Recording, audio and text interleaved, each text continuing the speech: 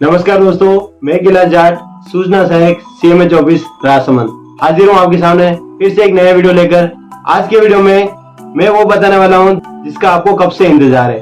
यानी कि आप मेरे प्रत्येक वीडियो पे कमेंट करके पूछते हैं नॉन गजेटेड की ACR की हायरार्की कब आएगी।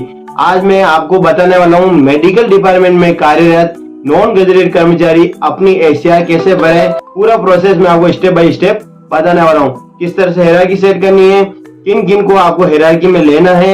अगर आप PSC CSC पे कार्यरत हैं तो आपको क्या करना है, और आप अगर CMHO RCHO में कार्यरत है तो आपको क्या करना है, और किस किस अधिकारी को आपको रिपोर्टिंग, रिव्यूइंग और एक्सेप्टिंग रखना है। मार्क 2 में आपको क्या रखना है, आपको ACR भरते समय टारगेट अचीवमेंट क्या रखना है, और उसमें किस तरह से एक साल में 2 ACR भरी जाती है। वो पूरा प्रोसेस मैं आपको स्टेप बाय स्टेप बताने वाला हूँ। अगर आपके मन में भी कोई डाउट है तो आपको वीडियो स्टेप बाय स्टेप देखना है। ऐसा नहीं कि इसको स्पीड से चला दिया और फिर दिमाग में क्वेश्चन आ जाता है, अरे यार ये कैसे भरे, और गलत ACR भरने के बाद उसको डिलीट करके फिर भरना बहुत भारी काम हो जाता है। चलिए आगे बढ़ते हैं अपन। आज के वीडियो में मैं आपको शुरू से बताने वाला हूँ। आज तारीख है 25 अप्रैल 2023 और आज के दिन एक ऑर्डर आया। ये देखिए आपके सामने स्क्रीन पे एक ऑर्डर दिखाई दे रहा है 25 अप्रैल का। इस ऑर्डर का मैं कब से इंतजार कर रहा हूँ, आप लोग भी इंतजार कर रहे हैं किस तरह से ACR की हायरार्की सेट करें। इस ऑर्डर में और ज्यादा कुछ नहीं बता रखा, सिंपल सा एक ऑर्डर दे रखा कि आपको accepting authority as a director non gazetted जो रखना है 22-23 में। नॉन गजेटेड मतलब जितने भी पैरामेडिकल स्टाफ है, नर्सिंग स्टाफ है, LHV है, फार्मासिस्ट है, ये जो भी कैडर है उन सबको जो एक्सेप्टिंग अथॉरिटी रखनी है वो डायरेक्टर साहब श्रीमान सुरेश जी नवल साहब को रखना है। उनकी SSO ID, एम्प्लॉय ID आपके सामने दे रखी है। फिर ये मिनिस्ट्रियल स्टाफ, पैरामेडिकल स्टाफ के लिए मार्क 2 में इनको रखना है, और नर्सिंग स्टाफ के लिए मार्क 2 में इनको रखना है। यहाँ पे मार्क 2 लिखना शायद छूट गया है, कोई दिक्कत नहीं, क्लियर हो जाएगा। आगे बढ़ते हैं। ये ऑर्डर नंबर आपको पता है 333 है, 25 अप्रैल 2023 का। पिछले साल भी ऑर्डर निकला था और इस बार भी ऑर्डर निकला है। इसमें एक लाइन दे रखी है, इसको ध्यान से पढ़ें कि ये जो निदेशालय के पूर्व क्रमांक जो आदेश क्रमांक है 644 16/5/2022 को निकला, उसमें संशोधन किया गया है और उसके संशोधन के बाद ये निकला है। तो 644 जो लेटर नंबर वो क्या है, वो ये दिखाई दे रहा है आपको। पिछले साल अपन ने लिया था मुकुल शर्मा जी को लिया था, और इस बार अपन लेंगे सुरेश नवल जी को।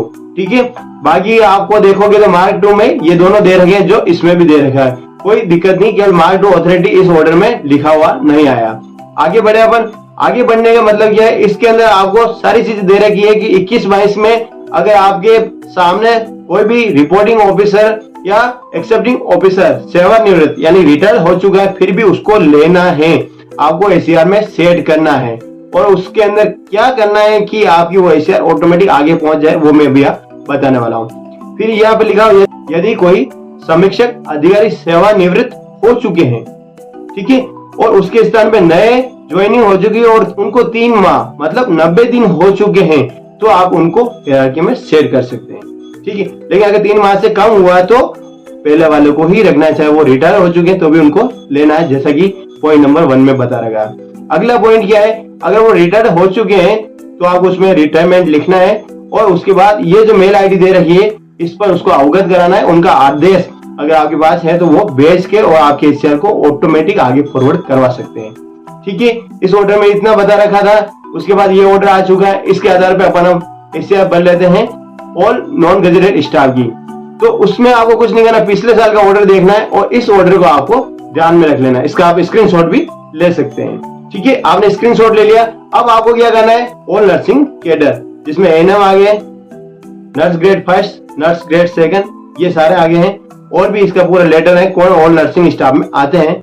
वो ऑर्डर मेरे पास है। अगर आपको कुछ समझ में नहीं आया कि ऑल नर्सिंग स्टाफ में कौन आते हैं तो वो ऑर्डर है मेरे पास, आप मेरे से पूछ सकते हैं व्हाट्सएप के माध्यम से। कॉल नहीं करना है ना, क्योंकि अगर आप कॉल करेंगे तो मैं आपका कार्य नहीं कर पाऊंगा। ठीक है, फार्मासिस्ट के लिए किसको रखना है, मिनिस्ट्रियल जो कैडर है उनको क्या रखना है, और पैरामेडिकल कैडर के अंदर कौन कौन आते हैं उनको सबको क्या रखना है, रिपोर्टिंग ऑफिसर, रिव्यूइंग ऑफिसर और एक्सेप्टिंग ऑफिसर। ये सारा पिछले ऑर्डर में दे रखा है, ऑर्डर नंबर 644। आपके पास होगा, नहीं होगा तो आप यहाँ से स्क्रीनशॉट ले सकते हैं।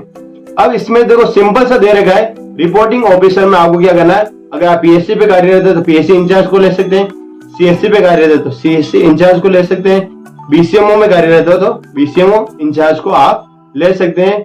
और यहाँ पर जो आ रहा SDH मतलब सब डिविजनल हॉस्पिटल, उसमें आप कार्यरत हैं तो आपको क्या करना है, उसमें रिपोर्टिंग ऑफिसर आपको नर्सिंग अधीक्षक लेना है, जो कि एक ऑर्डर अलग से निकला हुआ था पिछले साल। सभी नर्सिंग कैडर को नर्सिंग अधीक्षक लेना और मंत्रालय कैडर को उप अधीक्षक लेना है। जो किसको लेना है, पीएमओ या जो मेडिकल कॉलेज है उनको लेना है। ठीक है, एसडीएच, डिप्टी सीएमएचओ, आरसीएचओ, इन सभी में जो कार्यरत हैं उनको रिपोर्टिंग ऑफिसर उनका अधिकारी ले लेना है, और फिर उसके बाद रिव्यूइंग में सीएमएचओ ले लेना और डायरेक्टर नॉन गजेटेड एक्सेप्टिंग में लेना है। फिर पीएमओ सीएमएचओ के अंदर जो कार्यरत है उनको उनके अधिकारी ले लेना है, जॉइंट डायरेक्टर ले लेना और डायरेक्टर नॉन गजेटेड ले लेना। ठीक है, अब यहाँ पे जो पीएमओ में कार्यरत है उनको नर्सिंग अधीक्षक लेना है और मंत्रालय कर्मचारी उनको उप नर्सिंग अधीक्षक लेना है। ये भी एक लेटर है, ऑर्डर नंबर 245 जो 9 जून को निकला था 2022 में, इसका ध्यान रख लेना है। फिर डिप्टी वगैरह ये सारे ऑर्डर दे रहे हैं, ये सारा आप ध्यान रख लेना। इस ऑर्डर को आप आराम से पढ़ के समझ सकते हैं। मैं आगे बढ़ता हूँ किस तरह से नॉन गजेटेड की एसीआर भरते हैं। ये देखिए, अपनी एसएसओ आईडी, पासवर्ड और कैप्चा डाल के आपको लॉगिन कर लेना है। यहाँ से कोई प्रॉब्लम नहीं, लॉगिन आप कर लेते हैं। फिर आपको राजकाज में जाना है। अब आपको पता है जैसे आप राजकाज के अंदर PAR ऑप्शन पे जैसे ही क्लिक करते हैं ओटीपी आती है। ये देखिए मैं राजकाज पे चला गया, एम्प्लॉय कॉर्नर के अंदर PAR पे मैंने क्लिक कर लिया। यहाँ तक आपको कोई दिक्कत नहीं, आप खुद कर सकते हैं। सिंपल सा है, स्टेप बाय स्टेप सारा बताने वाला हूँ। ओटीपी आ गई है, ओटीपी मैं यहाँ पे डाल लेता हूँ। ये देखिए ओटीपी मैंने यहाँ पे डाल ली, वेरीफाई कर लेते हैं। ये मेरी 22 की एसीआर ओपन हो चुकी है। अगर आप ANM है, GNM है, फार्मासिस्ट है, LT है या और भी आप इस कैडर में है, नॉन गजेटेड कैडर में, LDC, UDC, junior assistant, senior assistant, nursing officer और सीनियर नर्सिंग ऑफिसर, ये सारे आपकी जो पोस्ट है उन सब के लिए यही कार्य है। देखना है आपको 22-23 ले लेना, क्रिएट हायरार्की पे चले जाना है। यहाँ पर सबसे पहले आपको ये जो आपकी डिटेल दिख रही है इसको आपको ध्यान से चेक करना है। नाम, डेजिग्नेशन, पोस्ट वगैरह, posting officer, gazetted, non gazetted, हर चीज आपको एक एक पढ़ लेना है पॉइंट वाइज। अभी आपको यहाँ पे नहीं दिखाई दे रहा क्योंकि यूट्यूब के नियम के अनुसार मैं आपको ये शो नहीं कर सकता हूँ, इसलिए मैंने इसको ब्लर कर रखा है। कोई प्रॉब्लम नहीं होनी चाहिए आपको अपने डाटा चेक करने, अपनी आईडी खोलकर अगर कोई भी गड़बड़ है तो आपको डायरेक्ट यहाँ से बंद कर देना है, काम स्टॉप। पहले वो गड़बड़ सही करनी है। आपकी जो DDO है उनसे संपर्क करके आपको गड़बड़ सही करवानी है, मतलब डेट ऑफ बर्थ गलत है, मोबाइल नंबर गलत है, तो सब पहले वो सही करवाइए। सारी चीज सही हो जाए तब जाके वापस क्रिएट हायरार्की पे आना है और आगे बढ़ना है। ये सारी चीज आप DDO से सही करवा सकते हैं और आप चाहे तो support.e ऑफिस पे मेल करके भी सही करवा सकते हैं। ठीक है, ये सारा काम हो गया। अब यहाँ पे देखिए फाइनेंशियल ईयर और एकेडमिक ईयर, ये किसके लिए? फाइनेंशियल ईयर होता है अपने लिए जो 1 अप्रैल से 31 मार्च तक चलता है, और एकेडमिक ईयर होता है टीचर्स के लिए जिनका 1 जुलाई से लगाकर 30 जून तक ईयर चलता है स्कूल के हिसाब से, तो उनको ये सिलेक्ट करना, बाकी अपने को फाइनेंशियल ईयर सिलेक्ट करना। यहाँ तक आपको कोई कंफ्यूजन नहीं होना चाहिए। आगे बढ़ते हैं स्टार्ट डेट। अब यहाँ पे काफी लोगों के क्वेश्चन आते हैं स्टार्ट डेट और एंड डेट।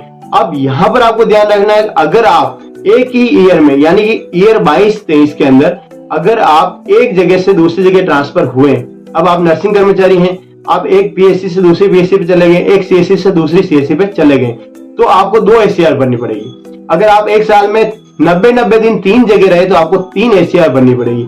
कैसे भरनी है? आपको क्या करना है, यहाँ पर पहले तो 1 अप्रैल से स्टार्ट करके आप जैसे 1 जुलाई तक किसी और जगह रहे तो वो 1 जुलाई ले लेना और पूरी ACR भर लेनी है, कोई डाउट नहीं होना। अगर 90 दिन आप किसी जगह रहे तो आपको 90 दिन की अवधि सेलेक्ट करनी है और पूरा ACR का प्रोसेस जो मैं भी बताऊंगा वो आपको करके सबमिट करना है। फिर आगे क्या है, 2 जुलाई से माना आप किसी और जगह पे रहे तो आपको फिर से क्या करना, पूरा प्रोसेस स्टार्ट करना। यहाँ पर 2 जुलाई लेनी, कहाँ पे? यहाँ पे स्टार्ट डेट में, और एंड डेट में आप कहाँ तक रहे उसकी डेट डाल लेनी और पूरा प्रोसेस भर लेना है।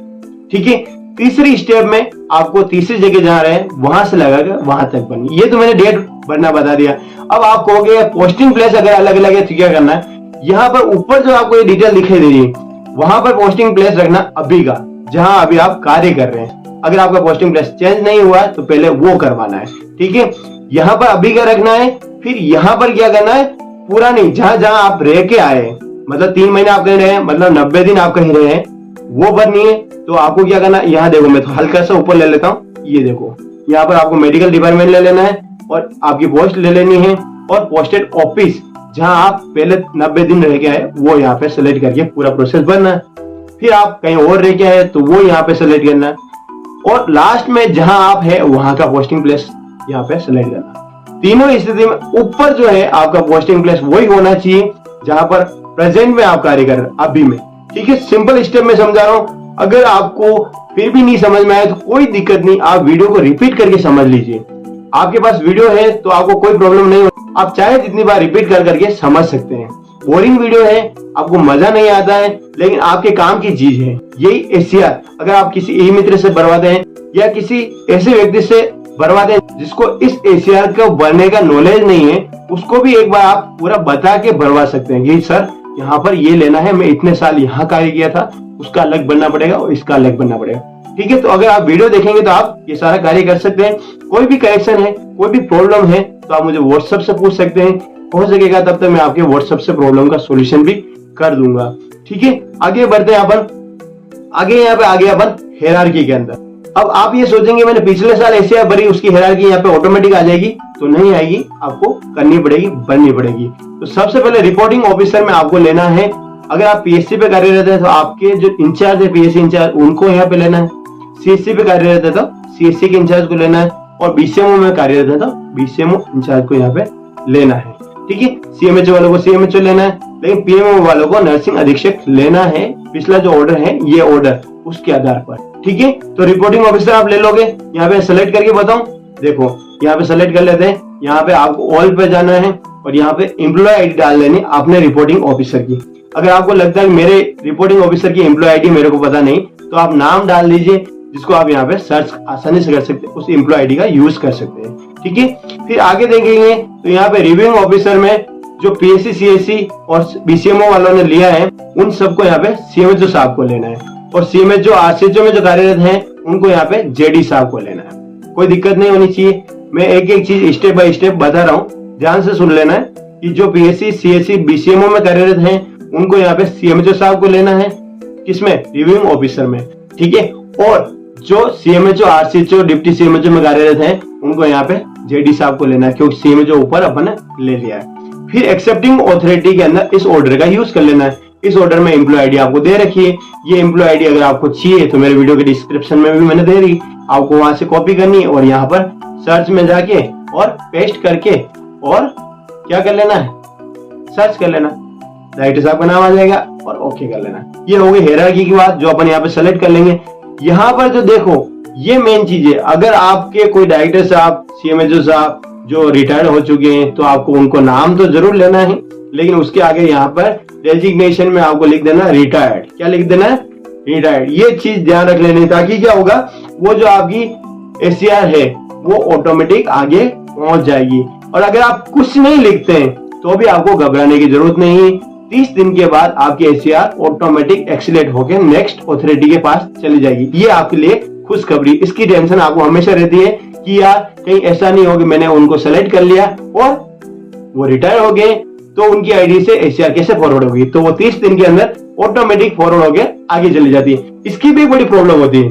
कई बार क्या होता है, ना तो रिपोर्टिंग ऑफिसर, न रिव्यूइंग ऑफिसर, न एक्सेप्टिंग ऑफिसर, तीनों ही अधिकारी गुड, वेरी गुड, एक्सीलेंट कोई कमेंट नहीं करते और ऑटोमेटिक 30 दिन में क्या होती है, एसीआर फॉरवर्ड होकर आगे चली जाती है। आगे कहां जाएगी, ये देखिए मार्क टू एसीआर, यहां पर जाएगी। ये है वो व्यक्ति जो आपको सेलेक्ट करने हैं। अब अगर आप नर्सिंग कर्मचारी है तो आपके नर्सिंग का कैडर यहाँ पे आएगा, अगर आप पैरामेडिकल है तो पैरामेडिकल का आएगा। वो सारा यहाँ पे आपको अपनी पोस्ट डेजिग्नेशन के आधार पर दिखाई देगा। मेरे क्यों नहीं दिखाई दे रहा है, क्योंकि मैं नर्सिंग कर्मचारी नहीं हूँ, आईटी सेल का कर्मचारी हूँ, इसलिए आईटी यहाँ पे दिखाई दे रहा है। ये इस वजह से दिखाई देता है। यहाँ देखिए डेजिग्नेशन, अगर आप डेजिग्नेशन चेंज कर देते हैं तो ऑटोमेटिकली वहां पर वो आ जाएगा। ठीक है, तो डेजिग्नेशन जो होगी उस हिसाब से मार्क 2 के अंदर जो आपका ग्रुप आएगा वो आएगा।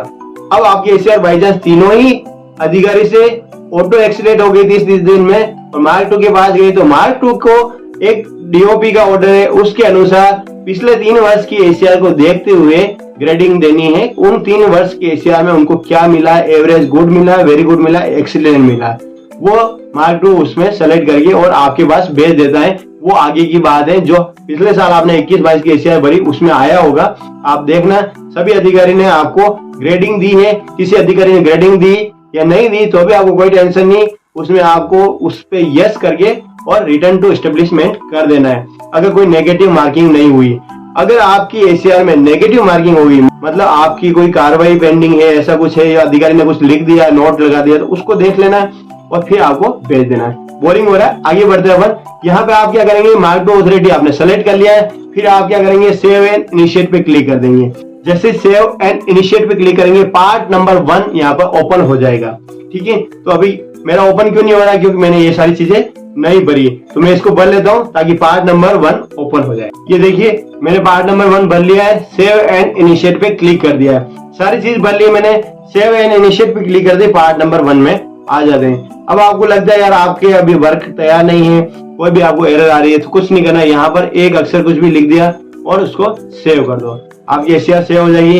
अगर आप इसको बंद भी कर दोगे तो भी आपको कोई प्रॉब्लम नहीं है। आप वापस यहाँ पे अपडेट पे क्लिक करके आपकी जो हायरार्की है उसको भी आप कभी भी अपडेट कर सकते हैं, सही कर सकते हैं।